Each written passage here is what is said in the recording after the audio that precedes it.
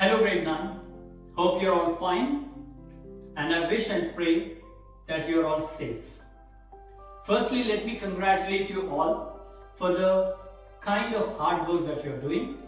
I could see all your hard work in the worksheets that you're sending back to me with the answers.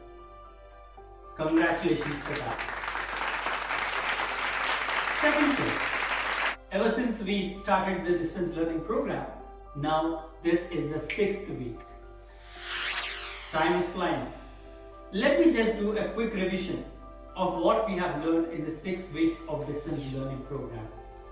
The topics that we have covered are: number 1, polynomials. You have learned the addition, subtraction and multiplication of polynomials. Number 2, polygons. You have learned how many number of sides does a polygon has and the total amount of angles that a polygon has. Third is parallelograms that we did last week. Did you observe something? All the 3 topics start with the letter P. And to the surprise, the 4th topic that we are going to start today is also starting with the letter P. And the name of the topic is probability. This topic is very easy to understand and very easy to apply. I want to decrease the amount of work that you are doing this week, at least for mathematics. That's why I have chosen this topic, and this topic is going to be very easy. You will be given a very small worksheet which can be completed in very little time. So good luck to all of you. Let's jump into the topic. Let us understand the word probability by taking a real-life example of passing an exam. I'll take the case of 3 students who wrote a mathematics exam and their responses. The first student said that he is not so happy with the exam that he did. So his chance of passing the exam will be low. Or I can say his probability of passing the exam is low. Now let us take the second case, and this student is very happy with his performance in the exam. That means his probability or the chance of his passing the exam is high. So somewhere I am using the words low and high, but the third student comes out of the exam and says he is confused about his performance in the exam. That means his performance is somewhere in between low and high. So in general terms, when I use the word probability, that means I am using the word chance, or how likely is something gonna happen. Now to understand the word probability, let us use the word likely.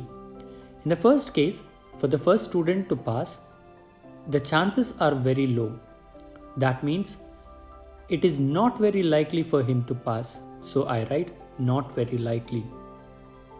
And in the case of the last student, he was very happy and he is very confident about his exam. So his chances of passing are very likely. And about the student who came at the last and confused, we cannot say anything because he is not sure about his own performance. So probability is a likeliness of something happening or a chance of something happening. So this is how we understood the word probability.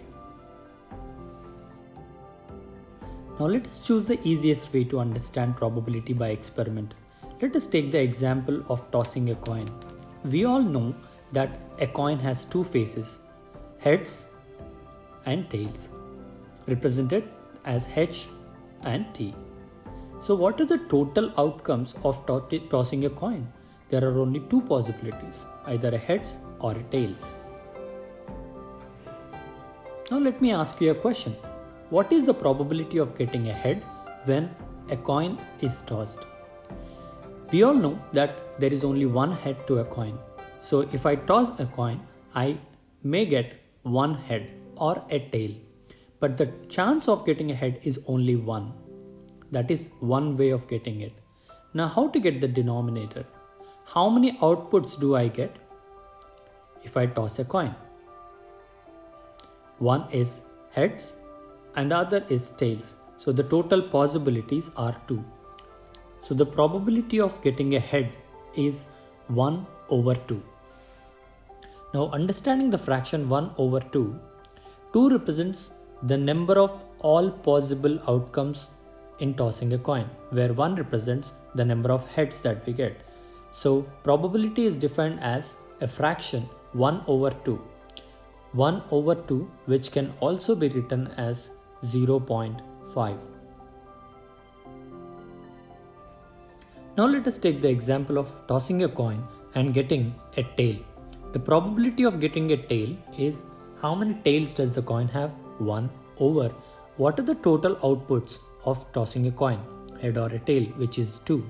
So the probability of getting a tail is 1 over 2, which is same as probability of getting a head.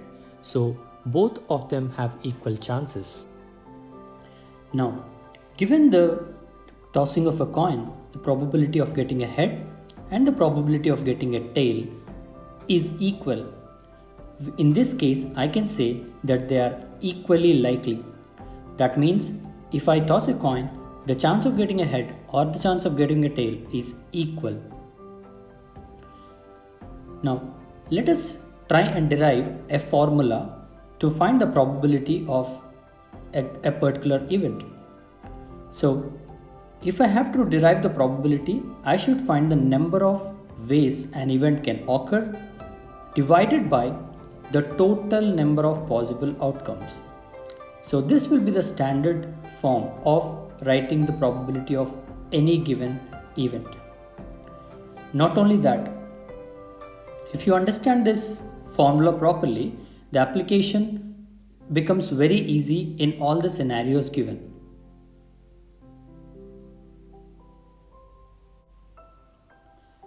Now let us apply the knowledge that we have got from tossing a coin in throwing a dice. When I say fair die, it simply means a normal die which has all even faces. So the outputs of throwing a die will be 6 because a die has 6 faces that you can see here.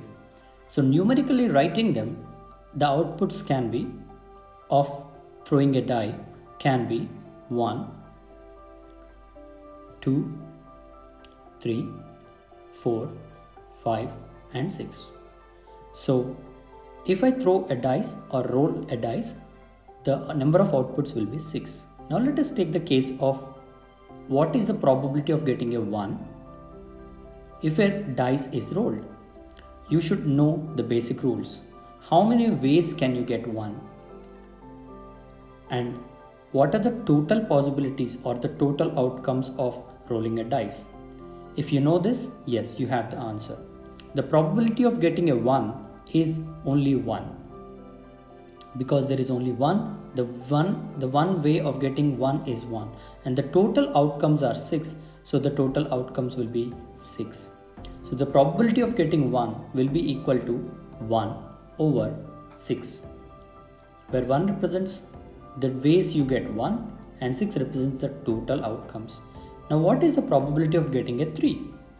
That will also be the same because the total times you get 3 is 1 and the total outputs are 6. So the probability of getting a 3 is 1 over 6. Now will it be the same for all the cases or can I try something else?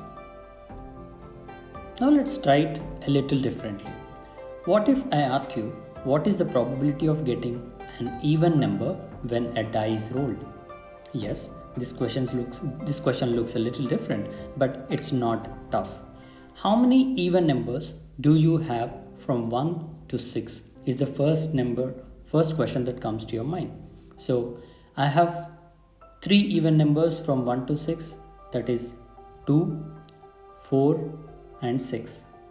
So the possible likely outcomes or the outcomes that I want are 3 over the total number of outcomes are 6, as we already know that.